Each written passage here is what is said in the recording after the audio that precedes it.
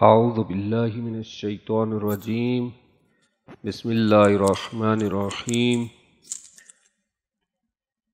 الحمد للہ رب العالمین وصلی اللہ علی محمد وآلہ الطیبین الطاہرین المعصومین واللعنۃ الدائمۃ علی اعدائہم اجمعین اما بعد فقد قال اللہ تبارک وتعالی فی کلام المجید بسم اللہ الرحمن الرحیم شہر رمضان الذی انزل فیہ القرآن۔ ماہ رمضان المبارک کی بہترین ساعت آج چوتھے روزہ ہے اور چوتھے پارے کے اہم نکات اور خلاصہ کو آپ کی خدمت میں پیش کیا جا رہا ہے۔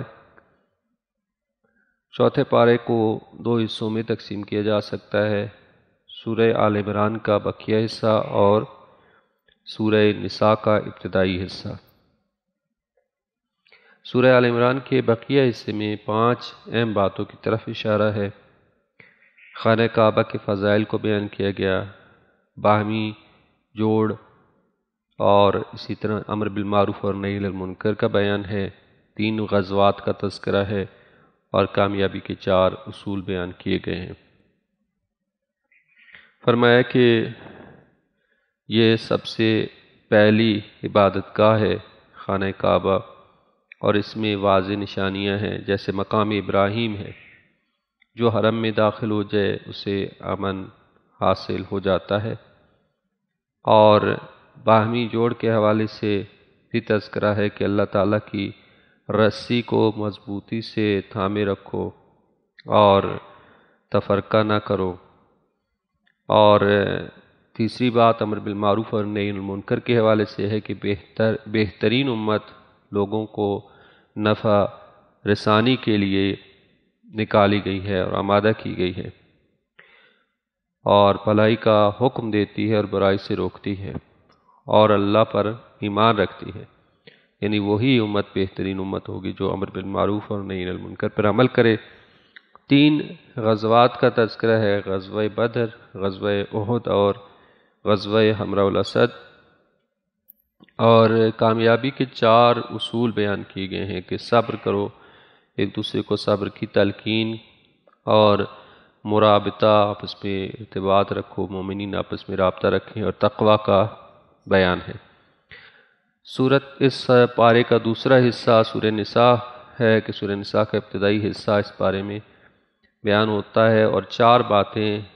اہم جو بیان کی گئی ہیں۔ یتیموں کا حق، ان کا مال ان کے حوالے کر دیا جائے، اور اسی طرح تعدد ازدواج کا بھی تعلق ہے کہ ایک مرد بیک وقت میں 4 شادیاں کر سکتا ہے بشرطے کہ حقوق کی ادائیگی کرے اور عدالت کا خیال رکھے۔ میراث کا بھی تذکرہ ہے کہ اولاد، ماں باپ، بیوی اور کلالہ کے حصے بیان ہوئے ہیں، اور اس قید کے ساتھ کہ پہلے ہی وصیت کر دی جائے، اور محرم عورتیں کون سی ہیں؟ مائیں، بیٹیاں، بہنیں، پھوپھیاں، خالائیں، بھتیجیاں، بھانجیاں، رضاعی ماں اور رضاعی بہنیں، ساس، ستیلی بیٹیاں، بہویں، ان کا بیان ہے کہ یہ محرم عورتیں ہیں اور ان سے نکاح نہیں ہو سکتا۔ اور بس اس صورت کے اہم نکات جو بیان کیے گئے ہیں اس پارے کے اندر، آیت نمبر 92 جو ہے اس میں سورہ آل عمران کی، اس میں نیکی کی حقیقت کا تذکرہ ہے کہ جب تک اپنی محبوب اور قیمتی چیز کو اللہ کی راہ میں خرچ نہ کرو گے تو تم نیکی کو نہیں پا سکتے۔ لن تنالوا البر حتی تنفقوا مما تحبون۔ ہر وہ چیز جو محبوب ہے، اپنی پسندیدہ ترین چیز کو راہ خدا میں خرچ کرو۔ اگر محبوب چیز فرائض الہی کے انجام دہی میں حائل ہو تو اسے اللہ کی راہ میں دے دیا جائے تاکہ وہ رکاوٹ نہ بنے۔ دوسری چیز، اہم نکات جو بیان کیے گئے ہیں کہ بیت اللہ اور حج کی فرائض کے حوالے سے ہے، اور تیسری چیز جو ہے وہ انفرادی سطح پر کردار سازی اور اجتماعیت کو اختیار کیا جائے۔ آیت نمبر 102 سے 105 تک کردار سازی کی بنیاد تقوی پر ہونی چاہیے، اور کوشش کی جائے کہ شب و روز اللہ کی فرما برداری میں گزریں، اللہ کی رسی کو مضبوطی سے تھامے رکھو۔ وَاعْتَصِمُوا بِحَبْلِ اللَّهِ، اور ابدی فلاح کو حاصل کرنے کے لیے خیر کی طرف دعوت، نیکی کا حکم اور برائی سے روکنا ضروری ہے۔ حبل اللہ قرآن کریم بھی ہے، حبل اللہ اہل بیت علیہ السلام بھی ہیں، ان دونوں کو حبل اللہ کہا گیا ہے۔ اور چوتھا نقطہ یہ کہ غزوہ احد سے متعلق بیان ہے اور اس کی عبرتیں ہیں، اور اس میں کافی ساری آیات ہیں۔ غزوہ احد میں اللہ کی مدد نازل ہوئی، لیکن جو ہے وہ غزوہ بدر میں اللہ کی مدد حاصل ہوئی اور مسلمانوں کو فتح ہوئی، لیکن غزوہ احد میں یہاں پہ ایک طرح کی شکست کا بھی سامنا کرنا پڑا، اور اس کی وجہ جو ہے وہ رسول خدا صلی اللہ علیہ وسلم کی بات کو فالو نہ کرنا تھا، اور یہ فرما دیا کہ اللہ اور رسول کی جب بات فالو نہیں کرو گے تو تمہیں شکست کا بھی سامنا کرنا پڑ سکتا ہے، اور جب تک ان کی تابع رہو گے اور ان کی بات کو منوان قبول کرو گے تو تمہیں فتح و نصرت اور کامیابی نصیب ہوگی۔ اور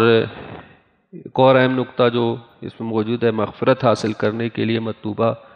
صفات اپنے اندر پیدا کرو کہ اللہ کی راہ میں ہر حال میں خرچ کرو، اپنے غصہ کو کنٹرول کرو، لوگوں کو معاف کرنا سیکھو، اگر گناہ کا ارتکاب ہو جائے تو فوراً استغفار کرو، اپنے گناہ اور غلطیوں پر ہٹ درمی نہ دکھاؤ۔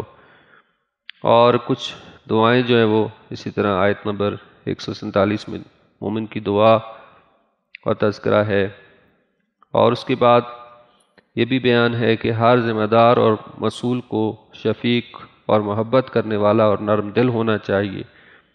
کہ اگر ماتحت غیر متوقع رویہ کا اظہار کریں تو درگزر کر دیا جائے اور ان کے لیے ہدایت کی دعا کی جائے۔ بے وقت ضرورت ان سے مشورت کرنے میں بھی کوئی حرج نہیں ہے،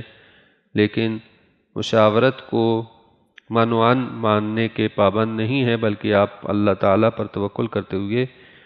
فیصلہ کر گزریں۔ اور سورہ آل عمران کا آخری جو حصہ ہے آیت نمبر 190 سے لے کر 200 تک، رسول خدا صلی اللہ علیہ وآلہ وسلم کے معمولات شب میں سے تھا کہ جب تہجد کے لیے بیدار ہوتے تو ان آیات کی تلاوت کرتے تھے۔ اس کے بعد سورہ نساء جو مدنی سورہ ہے اور سورۃ آل عمران کے بعد نازل ہوئی، اور آیت نمبر 101 سے لے کر 16 ابتدائی آیات میں خاندانی نظام کو مضبوط کرنے اور مستحکم کرنے کے لیے عملی اقدامات اختیار کرنے پر زور دیا گیا ہے۔ ازدواجی زندگی اور رشتہ داری میں تقوی اختیار کیا جائے، یتیم کے حقوق ادا کیے جائیں، ایک سے زائد بیویاں کی اجازت ہے لیکن عدالت شرط ہے، مہر کی ادائیگی، علم وراثت کے احکام، ان کا تذکرہ ہے۔ دوسری چیز جو اس سورہ نساء کے ابتدائی حصے میں ہے، توبہ کس کی قبول ہوگی اور کب تک قبول کی جائے گی، آیت نمبر 17 اور 18 میں اس کا تذکرہ موجود ہے، اور اس کے بعد عورتوں کے حقوق اور جن عورتوں سے نکاح حرام ہے ان رشتوں کی تفصیل کو بیان کیا گیا ہے، آیت نمبر 19 سے لے کر 23 تک محرم رشتوں کا تذکرہ موجود ہے۔ تو لہٰذا جو ہے وہ یہ سورہ نساء بہت اہم ہے خاندانی مسائل کے حوالے سے، اور بہت ساری جو مسائل اور مشکلات جو ہمارے معاشرے میں اور فیملیز میں پیش آتی ہیں ان کے حوالے سے بہت اہم ہے، اور اس میں بہت سارے اہم نکات کو بیان کیا گیا ہے۔ اللہ تعالی ہم سب کو قرآنی معارف کو سمجھنے اور عمل پیرا ہونے کی توفیق عطا فرمائے، دنیا اور آخرت میں قرآن و اہل بیت علیہ السلام کے ساتھ رکھے اور آخرت میں ان کی شفاعت سے بہرہ مند فرمائے۔ والسلام علیکم ورحمۃ اللہ وبرکاتہ۔